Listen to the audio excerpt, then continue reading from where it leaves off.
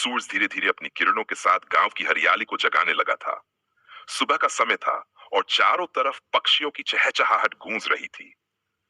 रामलाल अपने खाट पर बैठे हुए चाय की चुस्कियां ले रहे थे। उनके चेहरे पर वर्षों की मेहनत की लकीरें साफ झलकती थीं, लेकिन उनकी आंखों में अपने बच्चों के लिए एक सुनहरे भविष्य का सपना आज भी चमक रहा था। पास ही उनकी पत्नी शकुंतला देवी सुबह के कामों में व्यस्त थीं।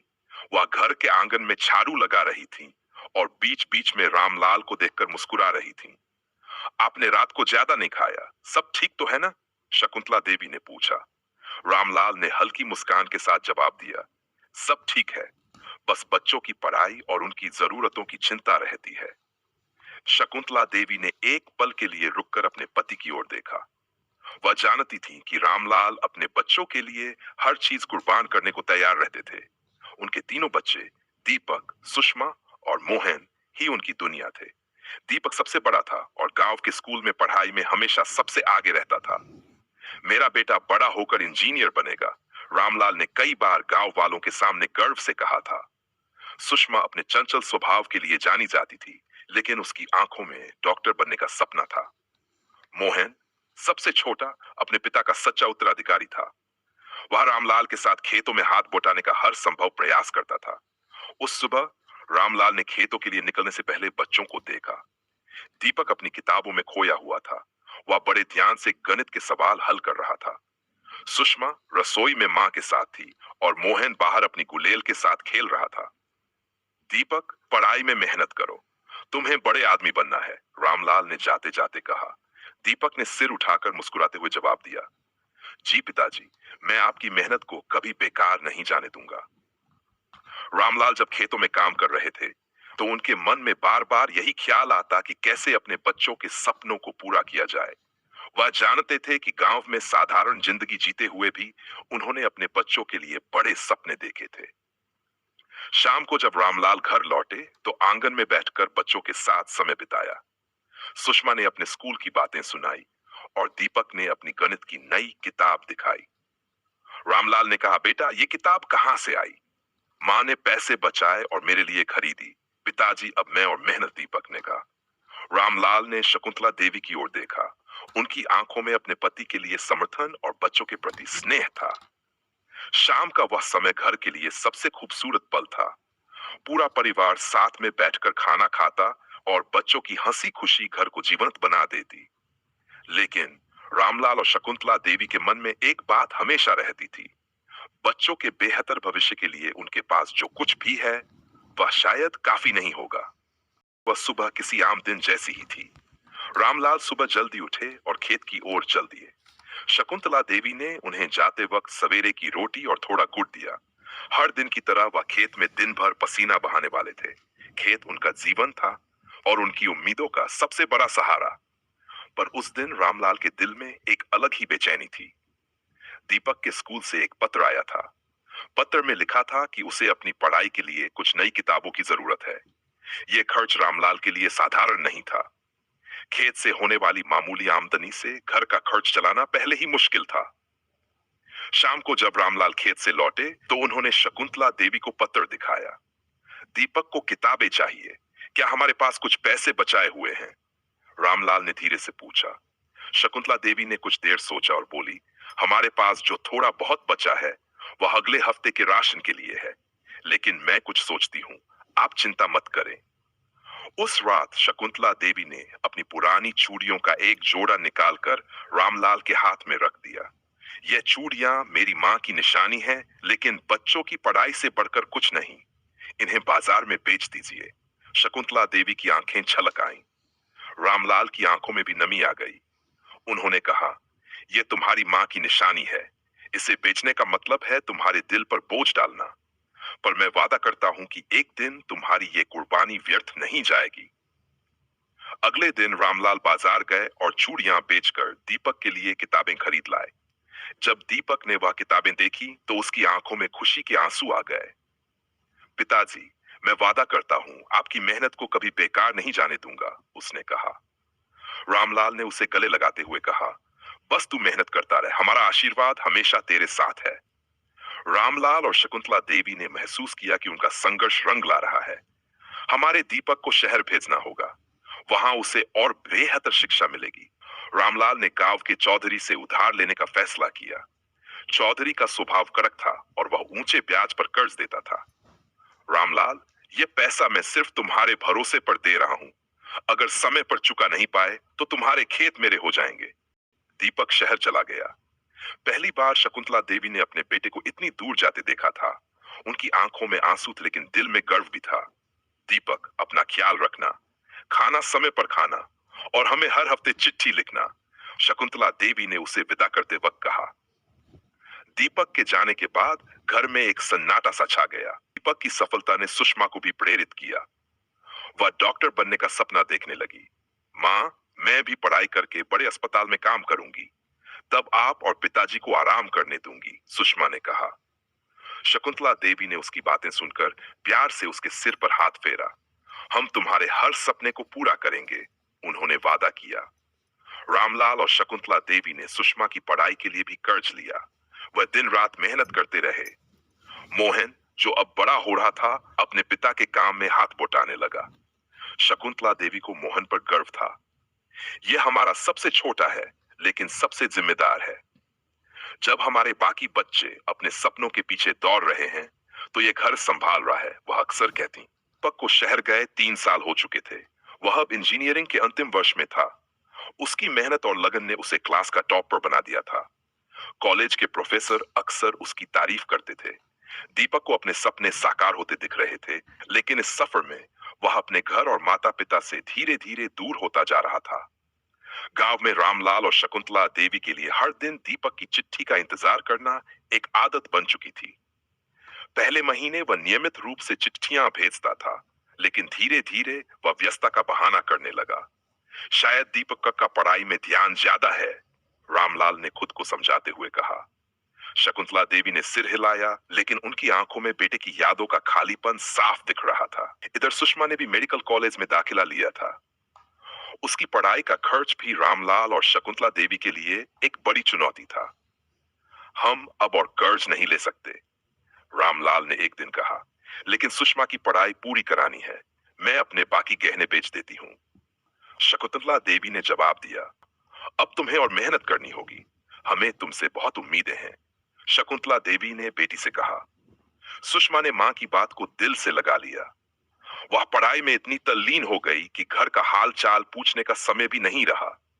हर महीने उसकी चिट्ठी आती, जिसमें वह अपनी व्यस्तता का जिक्र करती। मोहन अब अपने पिता के साथ खेतों में पूरी जिम्मेदारी संभालने लगा था। वह जवान हो चुका था, लेकिन उसकी जिंदगी घर और खेत तक ही सीमित थी। वर्षों की मेहनत का परिणाम। कुछ सालों बाद दीपक और सुषमा दोनों ही अपने अपने करियर में सफल हो गए। दीपक ने एक बड़ी कंपनी में नौकरी पा ली और शहर में एक फ्लैट खरीद लिया।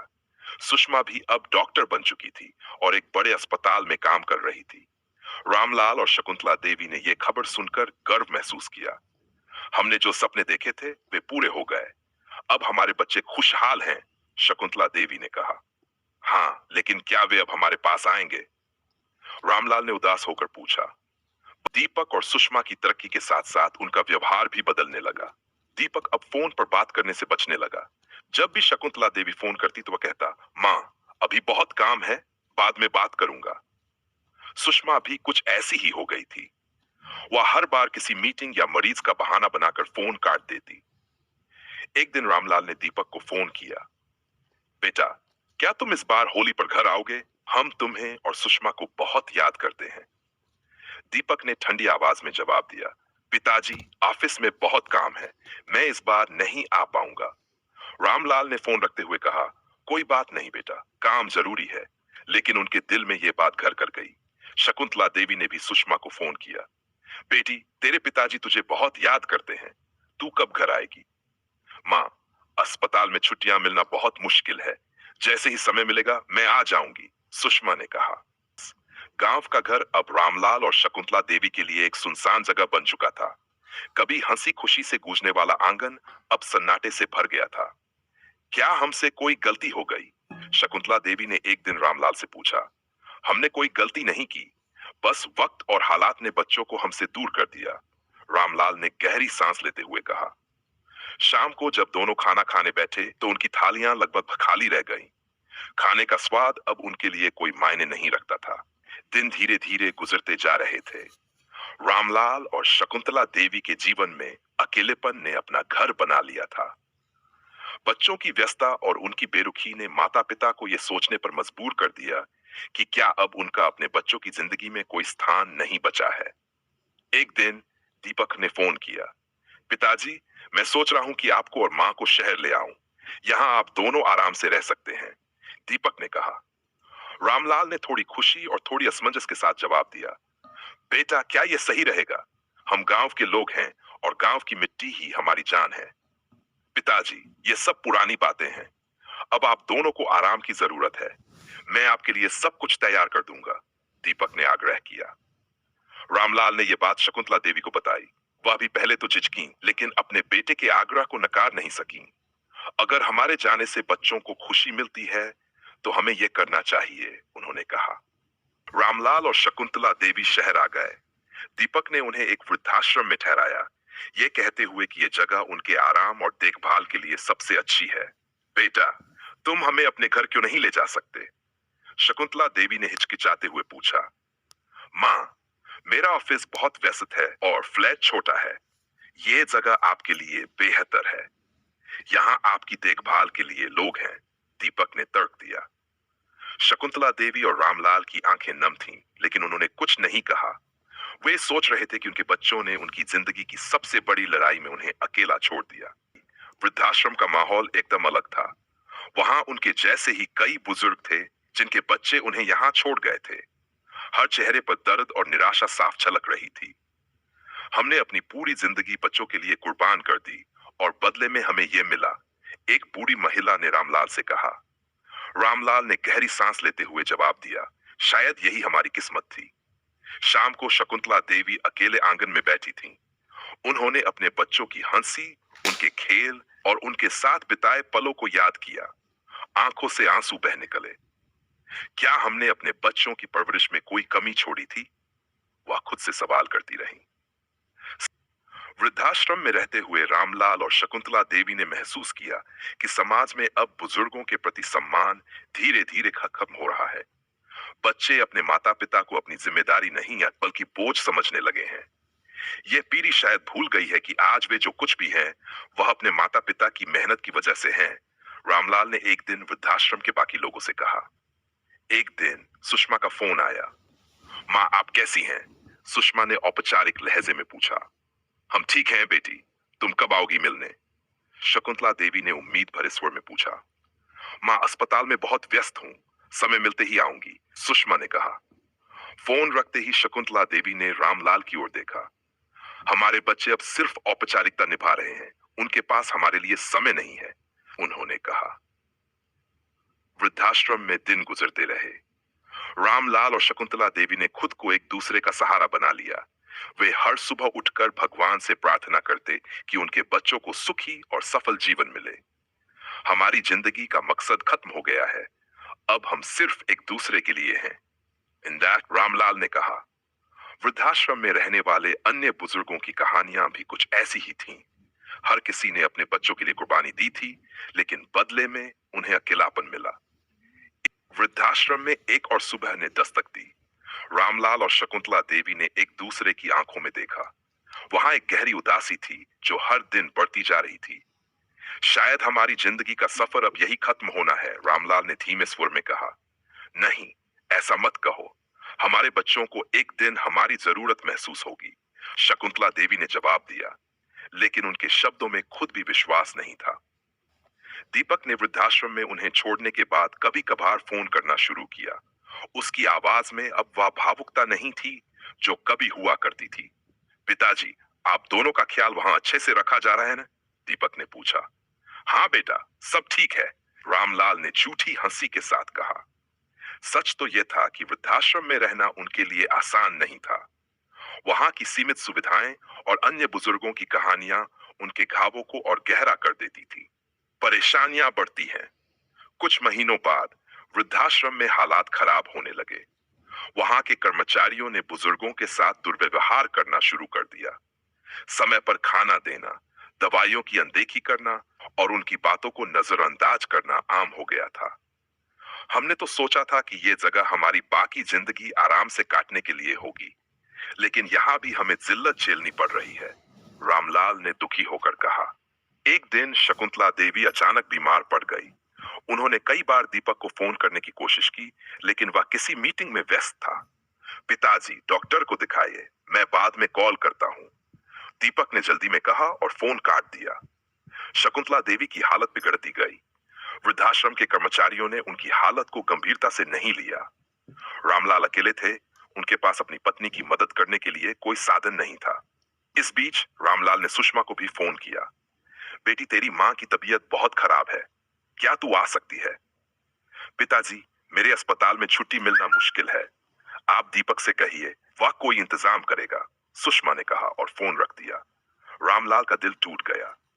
वह सोचने लगे, क्या हमारी परवरिश में कोई कमी रह गई थी? क्या हमने बच्चों को इतना व्यस्त बना दिया कि उनके पास हमारे लिए वक्त नहीं? रात भर शकुंतला देवी को तेज बुखार रहा। रामलाल ने वृद्धाश्रम के स्टाफ से बार बार डॉक्टर बुलाने की गुजारिश की, लेकिन उनकी बातें अनसुनी कर दी गई। यहाँ सबकी हालत खराब है, हम हर किसी पर ध्यान नहीं दे सकते, स्टाफ ने बेरुखी से जवाब दिया। अगली सुबह शकुंतला देवी बेहोश हो गई। रामलाल ने एक आखिरी कोशिश करके दीपक को फोन किया। दीपक, तुम्हारी माँ की हालत बहुत खराब है, जल्दी आओ, रामलाल ने गिड़गिड़ाते हुए कहा। पिताजी, मैं बाहर किसी मीटिंग में हूँ, आप उन्हें हॉस्पिटल ले जाए, मैं कुछ समय बाद कॉल करता हूँ, दीपक ने बेरुखी से कहा। रामलाल ने वृद्धाश्रम के एक कर्मचारी की मदद से शकुंतला देवी को अस्पताल पहुंचाया। डॉक्टर ने बताया कि उनका इलाज समय पर न होने के कारण हालत गंभीर हो गई है। अगर इन्हें थोड़ा पहले लाया जाता तो इनकी हालत इतनी खराब नहीं होती, डॉक्टर ने कहा। रामलाल को खुद पर और अपने बच्चों पर गुस्सा आ रहा था। उन्होंने सोचा, क्या हमारी जिंदगी की यही सच्चाई है? हमने जिन बच्चों के लिए अपनी सारी जिंदगी लगा दी, वही हमें इस हालत में छोड़ गए हैं। शकुंतला देवी को आईसीयू में भर्ती किया गया। रामलाल ने एक बार फिर दीपक और सुषमा को फोन किया। बेटा, तुम्हारी माँ को देखने आ जाओ, शायद यह आखिरी मौका हो, रामलाल ने रोते हुए कहा। दीपक ने जवाब दिया, पिताजी, मैं कोशिश करूंगा, लेकिन काम बहुत ज्यादा है। सुषमा ने भी कहा, पिताजी, मुझे मरीजों को छोड़कर आना मुश्किल होगा, माँ का ख्याल रखिए। रामलाल ने फोन रखते हुए अपने आंसू पोंछे। वह अब अपनी पत्नी के पास बैठे थे, जिनकी हालत धीरे धीरे और बिगड़ रही थी। शकुंतला देवी की हालत दिन ब दिन बिगड़ती जा रही थी। अस्पताल में पड़े पड़े वह बेजान सी हो गई थीं। उनकी आंखें अब पहले जैसी चमक नहीं दिखाती थीं। रामलाल खुद को बुरी तरह से अकेला महसूस कर रहे थे। उन्होंने खुद को ही दोषी ठहराया था, सोचते हुए कि शायद उनकी मेहनत और बच्चों के लिए की गई सारी कुर्बानियां व्यर्थ हो गईं। शकुंतला देवी की बीमारी ने रामलाल को भीतर से हिला दिया था। उन्हें अब यह एहसास हो रहा था कि उनके बच्चों का प्यार और सम्मान अब उनके जीवन में कभी वापस नहीं आ सकता। इस बीच वह अपनी पत्नी की देखभाल करने के लिए अस्पताल में हर पल उनके पास बैठे रहते। रामलाल और शकुंतला देवी को अस्पताल में छोड़ने के बाद दीपक और सुषमा दोनों अपने जीवन में व्यस्त हो गए थे। उनके दिलों में हमेशा यह ख्याल था कि माता पिता को किसी न किसी बहाने से छोड़ा जा सकता है। लेकिन अब जब शकुंतला देवी की स्थिति गंभीर हो गई थी, उनका दिल पसीजने लगा था। दीपक ने एक दिन अपनी मां की हालत के बारे में सुना। पिताजी ने बताया कि मां को आईसीयू में भर्ती किया गया है। दीपक ने अपने ऑफिस में बैठकर सोचा। अचानक उसे एहसास हुआ कि यह शायद उनकी आखिरी बार होगा जब वह अपनी मां से मिल पाएगा। सुषमा भी उसी दिन अस्पताल पहुंची। अस्पताल में घुसते ही उसने अपनी मां को देखा। शकुंतला देवी की आंखें बंद थीं और उनकी श्वास भी धीमी हो गई थी। मां, मुझे माफ कर दो, हम आपके पास नहीं आ सके, सुषमा ने बेमन से कहा। उसकी आवाज में खलल था। दीपक भी अस्पताल पहुंचा। वह अपनी मां की नब्ज पकड़ते हुए गहरे दुख से बोला, मां, अब मैं आपके पास हूं, कृपया हमें अकेला मत छोड़ो। मुझे अपनी गलती का एहसास हो गया है, आप हमारे लिए सब कुछ थी। लेकिन इस सब के बावजूद शकुंतला देवी का चेहरा शांत था, जैसे उन्होंने सब कुछ देख लिया था। वह धीरे धीरे अपनी अंतिम यात्रा की ओर बढ़ रही थी। अगले दिन डॉक्टरों ने रामलाल को बताया कि शकुंतला देवी की हालत और गंभीर हो गई थी।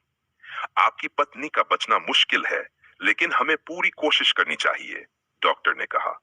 रामलाल की आंखों में आंसू थे, लेकिन उन्होंने कभी अपनी पत्नी को अकेला नहीं छोड़ा। वह जानते थे कि अब उन्हें सब कुछ छोड़कर बस अपनी पत्नी के पास रहना होगा। तुम दोनों का इतना ध्यान रखा, इतने साल तक मेहनत की, फिर भी अब तुमसे दूर होना पड़ा, रामलाल ने खुद से कहा। शकुंतला देवी ने आखिरी सांस ली। उनका शरीर शांत हो गया, लेकिन उनकी आंखों में एक अनकहा सवाल था। क्या उनका जीवन और उनकी कुर्बानियां उनके बच्चों के लिए वास्तव में मायने रखती थीं? रामलाल ने अपनी पत्नी का शव थामते हुए बुरी तरह से सिसकते हुए कहा, तुम हमें छोड़कर नहीं जा सकती थी। मैं तुम्हारे बिना कैसे जी पाऊंगा? शकुंतला देवी के निधन के बाद दीपक और सुषमा को अचानक यह एहसास हुआ कि जो उन्होंने किया वह कभी माफ नहीं किया जा सकता। वे अब अपनी मां के बिना खुद को खोखला महसूस कर रहे थे। वे उस वक्त को महसूस कर रहे थे जब उन्होंने अपने माता पिता के साथ समय नहीं बिताया था, जब उन्हें उनके पास होना चाहिए था। दीपक ने अपने पिता से फोन पर बात की। पिताजी, हम दोनों को माफ कर दो। हमें अपनी मां को और समय देना चाहिए था। सुषमा भी फोन पर अपने पिता से कह रही थी, पिताजी, मुझे अपनी गलती का एहसास हो रहा है। हमसे बहुत बड़ी चूक हुई। क्या हम अब मां की कमी को पूरा कर सकते हैं? लेकिन रामलाल की आवाज में अब कोई भावनाएं नहीं थी। अब क्या फायदा है बच्चों? जब हमें आपकी जरूरत थी तब आप नहीं आए। अब हमें क्या चाहिए? हम तो पहले ही अपने जीवन से हर उम्मीद हार चुके हैं। दीपक और सुषमा के आंसू बहने लगे। उन्हें समझ में आ गया कि वे कितनी बड़ी गलती कर चुके थे। शकुंतला देवी का अंतिम संस्कार पूरे गांव में हुआ। रामलाल ने खुद अपनी पत्नी के शरीर को मुखाग्नि दी। दीपक और सुषमा दोनों साथ थे, लेकिन यह तो सिर्फ दिखावा था। उनके दिलों में यह पछतावा था कि वे अपनी मां को बचा नहीं पाए और अब वह हमेशा के लिए उनसे दूर जा चुकी थी। रामलाल की आंखों में एक ही सवाल था, क्या उनके बच्चों के पास कभी उनके लिए समय होगा? क्या अब कोई फर्क पड़ता था? उनका दिल टूट चुका था और इस टूटन का कारण सिर्फ उनका बच्चों से दूर होना था।